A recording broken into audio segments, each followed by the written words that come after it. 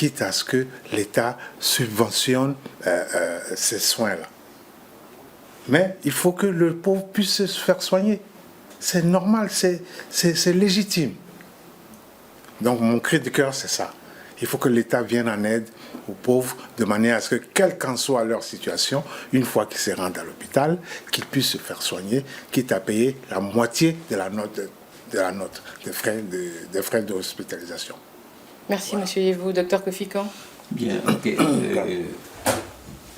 À mon niveau, je voudrais, au nom du Conseil national de l'Ordre des infirmiers et infirmières de Côte d'Ivoire, d'abord, comme contribution pour rétablir cette confiance-là entre la population et puis les professionnels de la santé, c'est de remercier toute la nation ivoirienne, avec à sa tête le premier magistrat, le président de la République, qui a promulgué la loi qui a été votée par l'Assemblée nationale depuis le 13 octobre 2022 pour mettre en place le tout premier Conseil national de l'Ordre des infirmiers et infirmières de Côte d'Ivoire.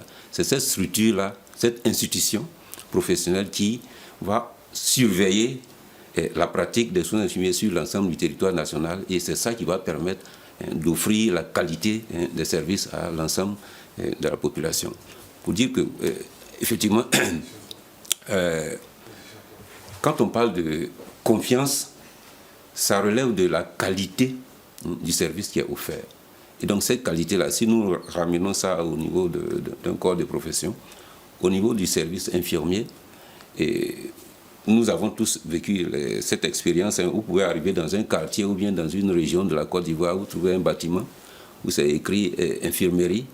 Vous rentrez, quelqu'un habillé en blouse blanche, mais cette personne n'a jamais fréquenté une école d'infirmier. Comment est-ce possible? Mais c'est des réalités que nous vivons au quotidien. Nous avons des usurpations de titres, les gens se font très bien. passer pour Donc des c'est messes. pourquoi tout à l'heure, je viens de remercier le gouvernement du fait qu'un ordre professionnel a été créé. Et à partir de cet ordre-là, désormais, sur le territoire ivoirien, celui qui n'a pas identité, qui n'a pas qualité d'infirmier, ne peut pas se prévaloir de ce titre-là pour proposer des services à la population. C'est en corrigeant, oui, mais c'est en corrigeant ces choses-là qu'effectivement on va pouvoir rétablir effectivement la confiance entre les bénéficiaires des services et puis les prestataires. Donc c'est pourquoi tout à l'heure j'ai dit que nous devons remercier en tout cas la nation. Mais quand même, j'aimerais quand même qu'on revienne sur ce point-là, parce que ce que vous venez de dire, c'est vrai comme vous l'avez dit. C'est dangereux, comme monsieur Yvou l'a dit, c'est très dangereux d'avoir des infirmiers. Enfin, des personnes qui se font passer pour des infirmiers, oui. Et que ça passe depuis toutes ces années. Comment ça a été possible? Comment est-ce possible? Oui, mais le docteur là, il va partager ce que je suis en train de dire.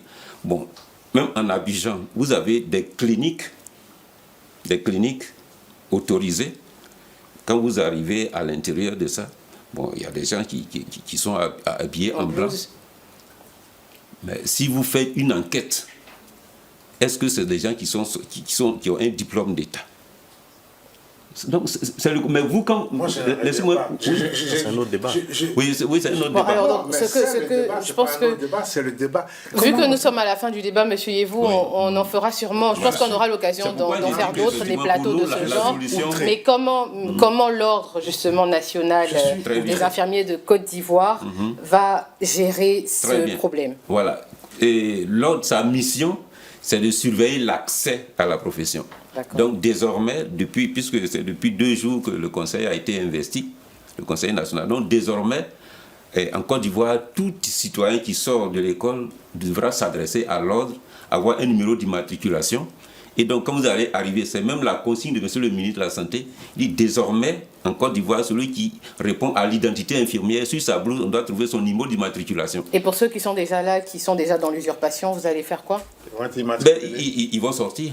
D'accord. Donc ceux qui sont dans l'usurpation, ils porteront plus le titre infirmier, l'identité infirmière. Très bien, voilà, on va l'assainissement, en fait, c'est l'assainissement de la profession, voilà, que la loi est venue établir.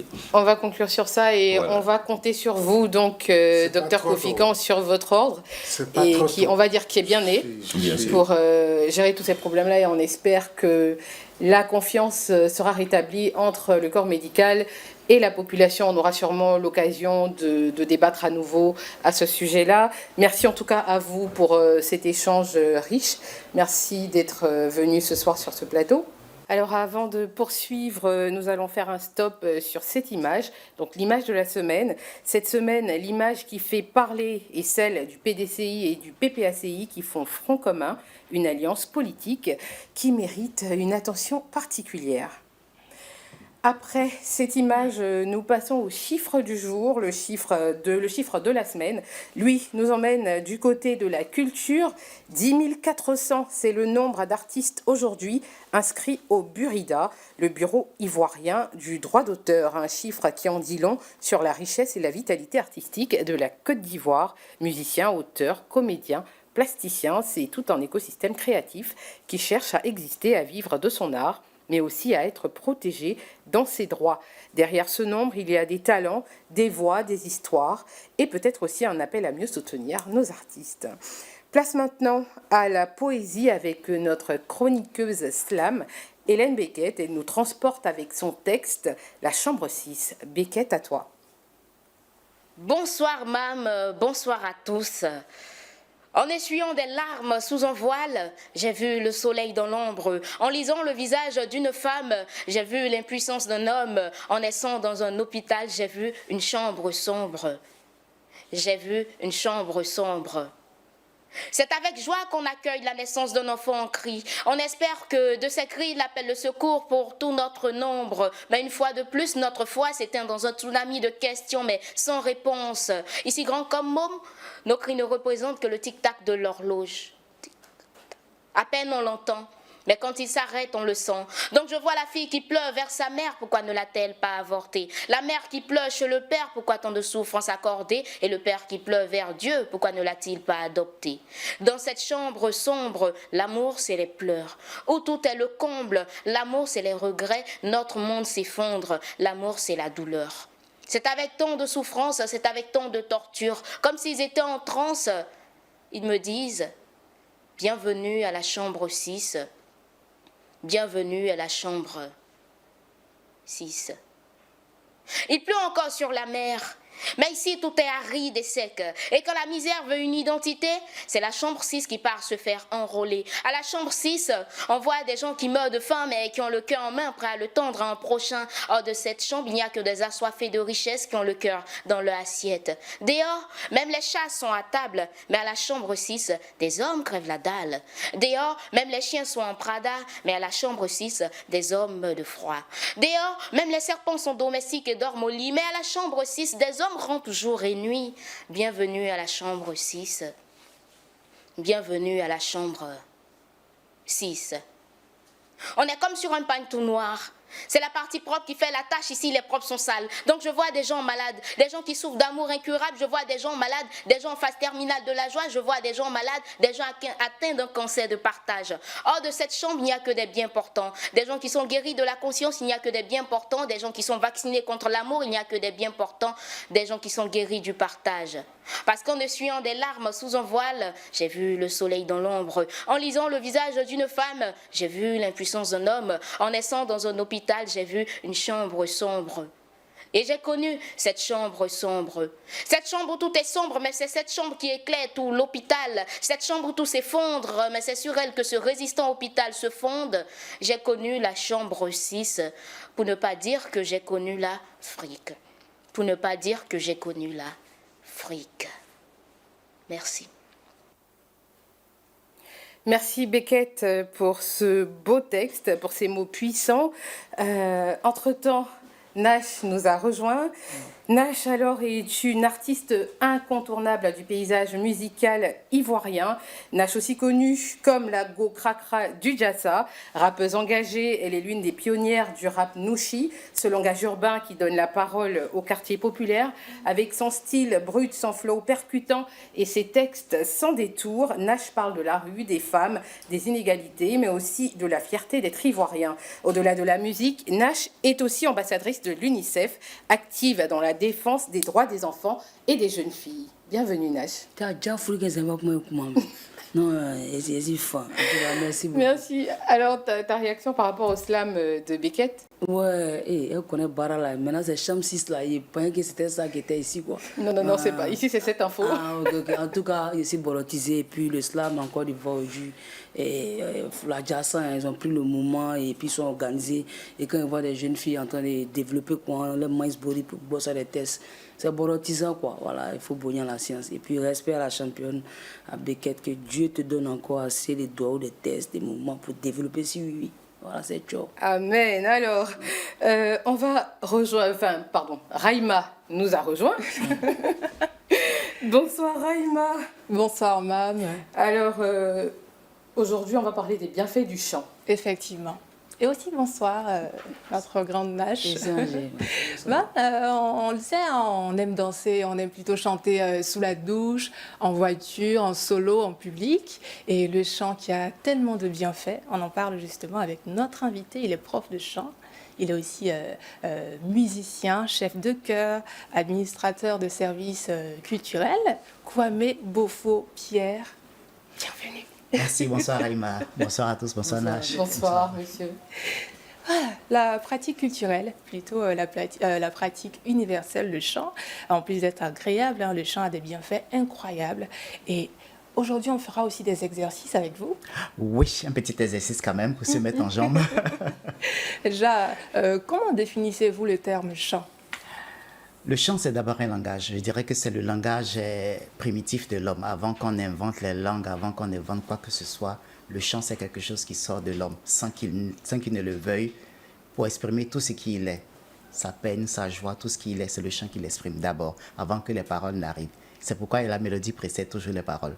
On ne réfléchit pas pour donner une mélodie, mais on réfléchit pour mettre les paroles qui viennent. Donc le chant est au début de tout, de toute pratique, que ce soit toute la pratique langagière comme la pratique artistique. Voilà, c'est ce que je peux dire du chant. Il y a surtout ce qui se passe dans notre corps lorsqu'on chante. Oui, ce qui se passe dans notre corps, c'est vraiment, je dirais, Nash peut le témoigner, c'est le bonheur d'abord. Le chant, c'est une pratique qui développe, les molécules du bonheur, je dirais. Lorsqu'on chante, on est heureux. Et même lorsqu'on est triste, le chant est une solution.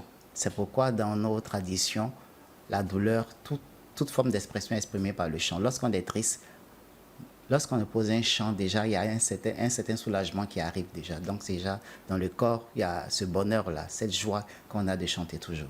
Et au niveau de la mémoire ? Le chant a des fonctions, je dirais, un rôle cognitif très important. Avant même d'arriver au niveau de la mémoire, d'abord la respiration. Celui qui chante apprend à respirer mieux. Le chanteur respire mieux que les autres. Celui qui chante aussi apprend à mieux se tenir, parce que c'est tout le corps qui chante. Le chant, c'est un sport complet, parce que tu t'arrêtes pas pour chanter. Déjà, au niveau de la face, les muscles de la face sont mis à condition, les bras, la respiration et tout ça, puisque lorsqu'on parle de sport, c'est celui qui respire. Et donc, le chanteur est déjà aussi un sportif. Et maintenant, au niveau de la mémoire, c'est vraiment cette fonction cognitive-là. Le chant est utilisé, je dirais, dans la musicothérapie pour combattre même des maladies comme l'Alzheimer. Parce que celui qui chante, il chante généralement de mémoire. Surtout nous, les Africains, qui n'avons pas forcément la culture écrite, on chante surtout de mémoire. Et donc, au plan cognitif, le chant est un très bon moyen d'assimilation. C'est pourquoi il est beaucoup utilisé dès l'école, dès le bas âge. Lorsqu'on veut apprendre des formules à nos enfants, on passe par le chant, l'alphabet. L'alphabet, tu apprends l'alphabet par le chant, ça reste tout de suite, on ne peut pas oublier. Mais si tu l'apprends par les paroles, là, c'est rebarbatif. Donc, le chant au plan cognitif a tout. C'est rebarbatif. C'est ennui, voilà, c'est ennui. Il faut dire A, B, C, non, c'est ennui. C'est dit A, B, C, D, E, F, G, H, O, même temps. C'est vrai. Je pense qu'on dit la meilleure manière d'apprendre l'anglais, c'est de chanter, tout à fait. C'est de chanter. Que ce soit toutes les langues de façon générale. Parce que justement, le chant permet de coller un texte à la mémoire. On apprend plus facilement en chantant qu'en parlant simplement. Et sur le corps, est-ce qu'il y a des douleurs que le chant peut soulager ? Oui, le chant soulage beaucoup. Déjà, le chant détend. Il y a beaucoup de maladies aujourd'hui, on pense que c'est lorsqu'on te donne un coup de poing. Non, beaucoup de maladies sont liées à nos problèmes psychologiques, à notre stress, à nos angoisses, aux embouteillages. Quelqu'un qui est en train de chanter, si tu l'incites, tu vas te regarder, puis il va continuer à chanter. C'est quand il va finir sa chanson, il va dire, cela il dit quoi même. Voilà. Déjà, ça fait que le corps déjà libère moins de toxines. Je dirais même, il ne libère pas de toxines qui provoquent certaines maladies comme les cancers, les diabètes et tout ça. Et donc, simplement, c'est ce lien-là entre quelque chose qui a l'air non matériel et pourtant qui agit sur la matière physique que nous sommes. Franchement, c'est tout un processus. Hein. C'est tout un processus. Le chant apporte beaucoup. Madame, dis-nous, comment tu te sens à chaque fois que tu chantes? Moi, très bien. Moi, en général, déjà, quand je me réveille de pas très bonne humeur, je mets tout de suite la musique et je chante. Et ça change ma journée. Et en général, même que je sois de bonne humeur ou pas, quand je me réveille le matin, quand j'ai le temps, en tout cas, je mets de la musique, je chante, voilà. On a toujours le temps. Il faut avoir sa playlist, une bonne playlist là, des chants de base sur lesquels que tu aimes, que tu peux ajouter, que tu peux améliorer. On a tous une playlist. En tout cas, moi, j'ai ma playlist. Je l'améliore au fur et à mesure quand ça vient. Et c'est une playlist qui n'est pas limitée.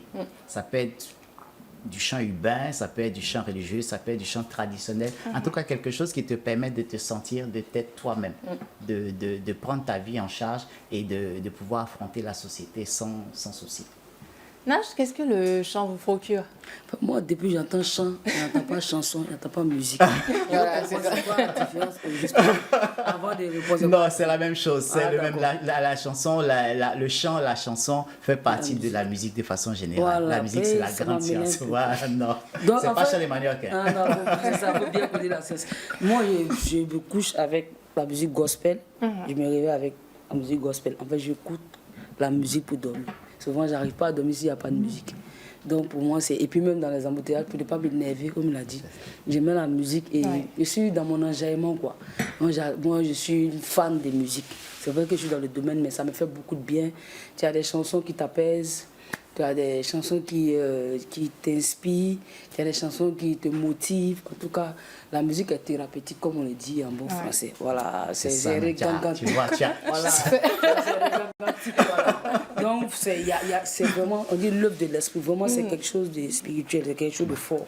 Voilà, parce que c'est pourquoi on dit de faire attention à ce qu'on écoute, parce que tu as des musiques qui peuvent te travestir, qui peuvent te pousser à faire des... Par exemple, tu vois, de l'autre côté, il y a des concerts, on dit métal ou quoi là. Quand tu vois les réactions, c'est comme s'ils sont sataniques, tu vois.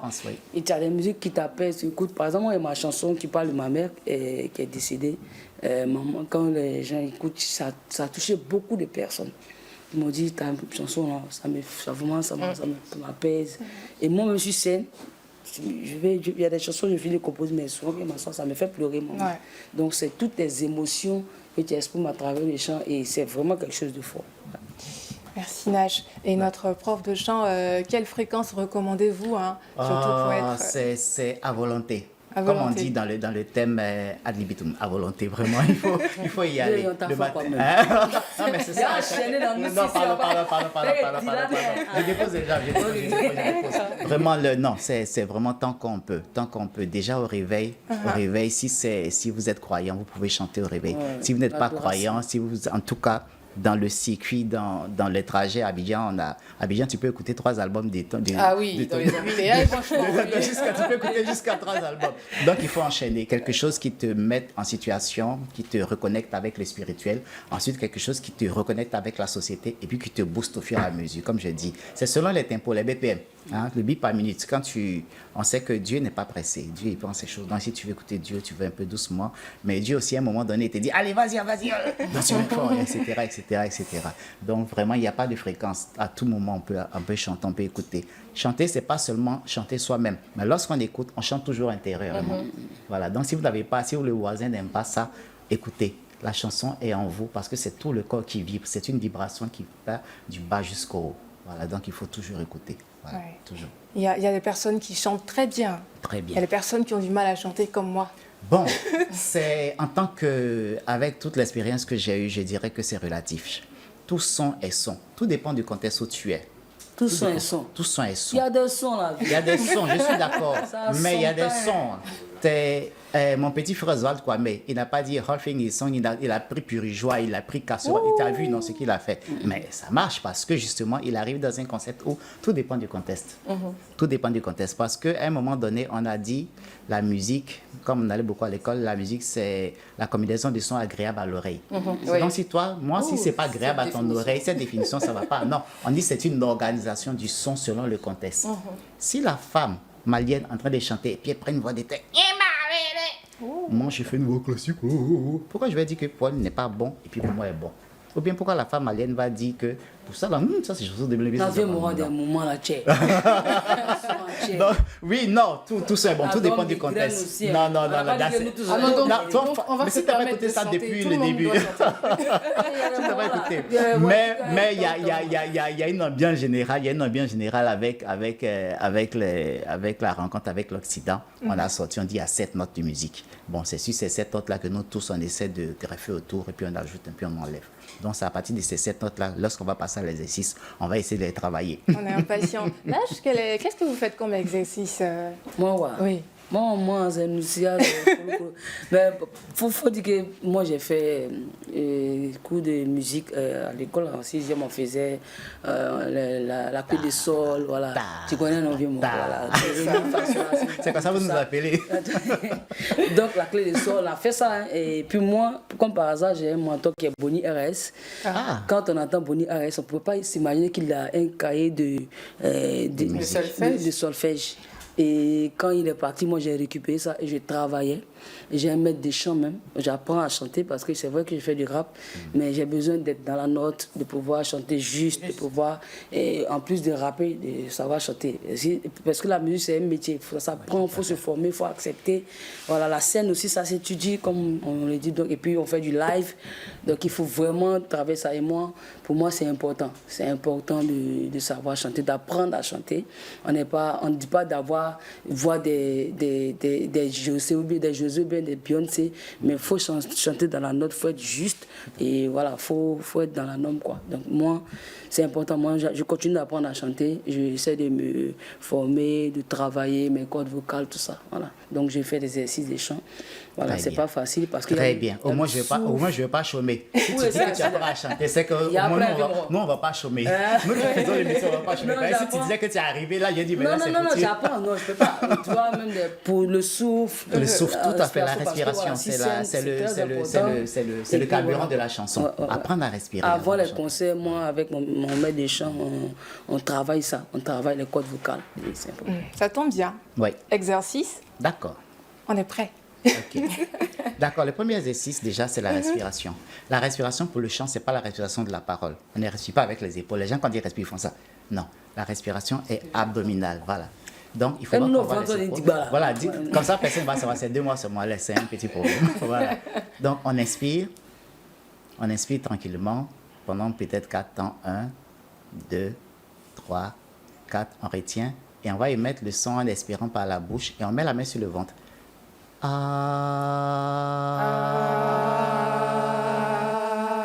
Très bien. Ça, c'est la respiration. Maintenant, le chant, comme je disais, c'est un alphabet. Il y a 26 lettres pour la parole, mais il y a 7 notes de musique. Et ces 7 notes-là, c'est Do, Ré, Mi, Fa, Sol, La, Si. Et on répète la 7e Do. Mais souvent, c'est difficile parce que les gens disent c'est long. Donc, on va donner 2 phrases très simples. Vous répétez après moi. Je suis monté au paradis. Je suis monté au paradis. Je suis monté au paradis. Je suis monté au paradis. Je suis descendu dans mon jardin. Je suis descendu. Non, je ne suis pas descendu. Si je descends, c'est pas bon. Je suis tombé dans mon jardin. Je suis tombé dans mon jardin. Bien, je prends une note. Là, je suis monté au paradis. Et la 8e note. Je suis monté au paradis. Le plus important, c'est de pouvoir aller, quelle que soit la note de départ.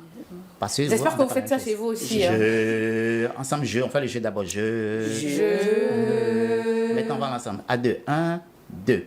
Je suis monté au paradis. Very good. On reprend ça. Je suis monté au paradis. Comment il faut descendre?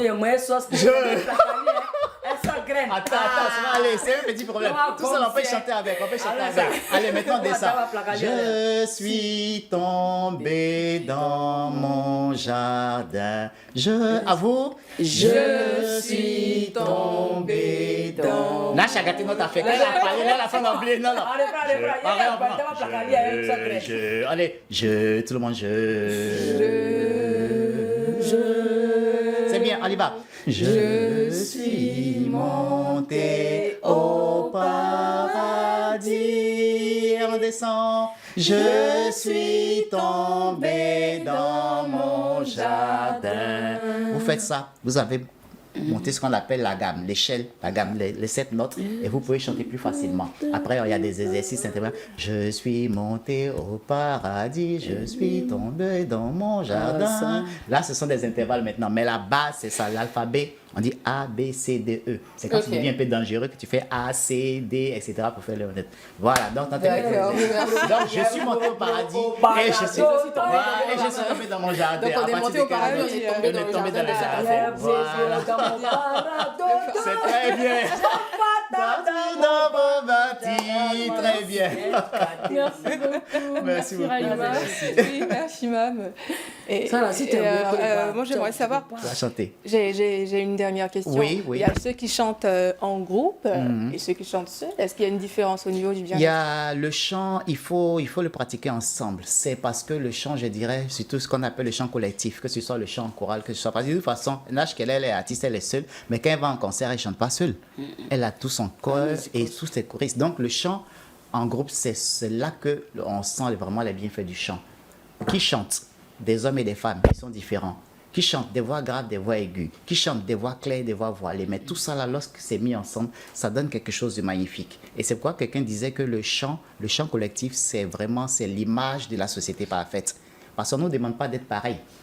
Gros cracra, go, sexy, do, son skinny, son appucho, son quoi, son garçon, là, tout ça. Mais lorsqu'on rentre ensemble, lorsque des gens chantent ensemble, vous ne voyez plus la différence. Ça fait une seule chose. Et donc, le chant collectif est vraiment à encourager. Chanter ensemble. D'ailleurs, c'est pour cela que dans nos institutions, l'armoirie, vous connaissez les armoiries, la fauteuil du président, l'hymne national et quoi, il y a l'hymne national qui est un chant collectif. On le chante ensemble.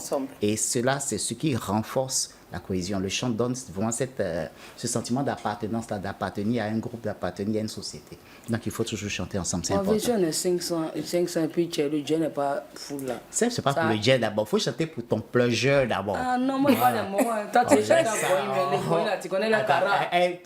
Ton vieux père, tu quand il est venu chanter, est-ce que tu entendais, il parlait après? Non, ça c'est. J'ai dit que tu parles bon, moi, il a fait des artistes en groupe. C'est pas tu vois, des groupes là. Oui. Pour ça ensemble après. Non, mais c'est pas grave, même si vous êtes 3, dès que vous êtes 2, ça fait déjà ensemble. Donc, il ne faut pas les faire solo. Voilà, ils vont faire solo. Non, il faut pas chanter seul. Il faut pas chanter seul.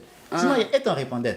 Non, tu vas les sur scène quoi. Voilà, sur scène. Ça dépend. Même partout dans la pratique. Non, pour que tu sois à l'aise quoi. Voilà, pour que tu sois à l'aise, pour vraiment sentir le bonheur du chant, il faut qu'il y ait ça. Voilà, il faut un diamant comme tu dis, un moyen. Lorsque le moyen est là, vraiment, tu entends, il y a toi. Il faut la commencer, donc laisser côté Jay. Non, Jay là, mais si c'est pas En tout cas, voilà. Merci, professeur. Merci, Rahima. Merci beaucoup, monsieur. On va retenir les exercices et les faire chez nous à la maison. Je suis monté au paradis, je suis tombé dans mon jardin. Très bien. Alors, on va... Je suis monté au paradis. Je suis tombé dans mon jardin. On va enchaîner avec l'interview prévue avec Nash pour cette émission. Alors, Nash, on va parler de toi, de ta carrière et de la musique en général. Alors, tu as grandi, je le dis souvent, dans un quartier populaire d'Abidjan. Comment ton environnement a nourri ton envie de te mettre dans la musique? Moi, j'ai grandi à Mans, dans la ville de Mans. Les 18 montagnes, j'ai commencé là avant 1996. Et moi, j'étais d'abord dans le sport. C'était basket, football, handball, tout ce que tu veux. Puis je jouais billes avec mes grands frères. C'est quoi, ils m'ont éduqué à faire les nyaga, palab. Donc, j'ai grandi dans ça. Maintenant, j'étais fan d'une artiste rappeuse qui était Priska. En ce moment, le rap prenait Almighty Stezo, NTN, Ayam. Donc, c'était dans ça, on était. Quand moi, je vois la fille à la télé, mon grand frère me dit, mais toi, quand tu fais beaucoup de choses, ça te va. Et avec ton style, je pense que le rap peut aller avec ce que tu fais. Parce que le rap, c'est une musique engagée, c'est une musique, tu vois, on dit c'est la musique des machos. Mais en tant que go, déjà, tu as pas mal d'atouts. Vas-y. Donc, c'est comme ça que je rentre dans le rap par la poésie. Je rappelle les poèmes, tout ça, mes cahiers. À l'école, j'ai créé un groupe de rap, des rappeurs et puis des basketteurs. Donc, c'est comme ça. Étant fan de Priska, qui était mon idole, je rentre dans la musique rap.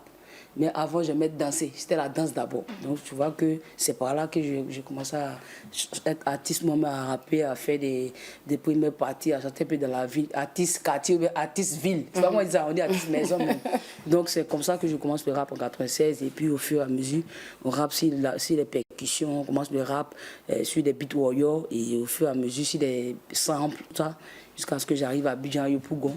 Et que je baille dans un centre système. Parce que nous, avant, pour se faire connaître, c'était dans la rue. C'était dans les centres systèmes, les shows qu'on organise dehors.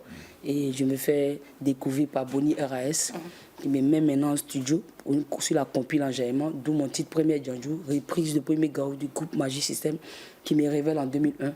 Et c'est comme ça que la musique joue dans ma science. Voilà. Alors justement, je parlais de ta période à Yopougon, quand je parlais d'avoir grandi. Alors, le rap Nouchi est devenu ta signature. Donc, qu'est-ce qui t'a poussé à en faire un combat? À la base, moi, j'ai eu la grâce d'aller à l'école. Mes parents m'ont scolarisé. Je suis arrivé jusqu'en deuxième année d'anglais à la fac. J'étais avec Agalawal, tout ça. Et puis, faut dire que j'ai appris à parler le Nouchi.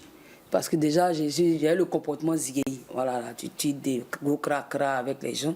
Maintenant, le langage à moi n'était pas aussi répandu. On ne parlait pas ça assez comme à Abidjan. Donc, quand j'arrive à Abidjan 98, parce que mon père est affecté ici, je découvre ce langage, je m'exprime, je fais mes petits tests, mes petits rap. Et quand Bonim écoute, il dit « Ah, c'est tel que je veux ». Maintenant, lui, canique. Lui, gangantise mon rap, mon baillement nouchi, il corrige mes tests. Il me dit, il faut que ton niche soit différent. Donc, il faut que ce soit académique pour qu'on sache. Parce que si on parle comme tout le monde, tu n'as rien créé. Donc, c'est comme ça, je m'applique, on va dire, je me concentre véritablement sur ce langage parce que j'étais en quête d'identité. Je rappe en français. Pourtant, je suis en Côte d'Ivoire, qui rappe en français. On dit, mais c'est quelle rappeuse française? Pourtant, ils sont égalés, d'abord les bozos en piste. Tu vois, nous, d'abord les gâtés en piste. Un coup de bolo 16 heures, il a le lendemain. Et puis on dit, toi, tu es en bang. Donc je dis, mais je chante, c'est vrai que les gens ils aiment, mais est-ce qu'ils se retrouvent dedans? Donc je voulais quelque chose qui allait m'identifier, qui allait me différencier, parce qu'on est ivoirien.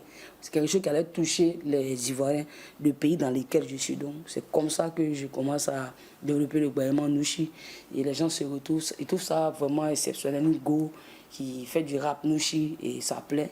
Et voilà, ça devient ma marque. Et moi, je me dis, c'est ce qui identifie la Côte d'Ivoire. C'est un peu, on va dire, l'ensemble de presque tous les dialectes de Côte d'Ivoire qui se réunissent en un seul langage. Et c'est une manière de promouvoir la culture ivoirienne à travers notre identité culturelle qui est le Nouchi aujourd'hui. Donc moi, je définis ça comme N comme langue nationale, O comme originalité, U qui prend nullité, C créole ivoirien, H basé un peu sur le mot, identité culturelle. Voici comment on définit le Nouchi, quoi. Alors, être une femme dans le rap ivoirien, est-ce que c'est toujours un combat aujourd'hui? On en a de plus en plus, mais est-ce que tu penses que c'est gagné pour les femmes? C'est gagné parce que de là où nous on a commencé jusqu'aujourd'hui, avant moi il y avait Sister Val, il y avait Naomi, il y a eu Priska. Moi, c'était difficile. Quand nous on faisait, c'était beaucoup de combats. Moi, j'avais une scène hip-hop au féminin dans mon festival où je tendais la pêche à Annie Chris, aux petites soeurs, à Macmel, afin qu'elles s'expriment. Mais aujourd'hui, tu vois qu'il y a beaucoup plus de jeunes filles. Elles ont vu que, écoute, il y a eu plus qu'assez à Inach. Nous aussi, on peut être là. Donc, tu as Drea, tu as Oprah, tu as Annie Chris, tu as Mosti. Voilà, tu as pas mal de filles comme ça qui, au scope dans le temps, qui ont décidé vraiment d'en faire leur métier. Et moi, ça me fait plaisir de voir que mes petites soeurs sont debout et qu'il y a Ayane aussi qui fait de la R&B. Voilà.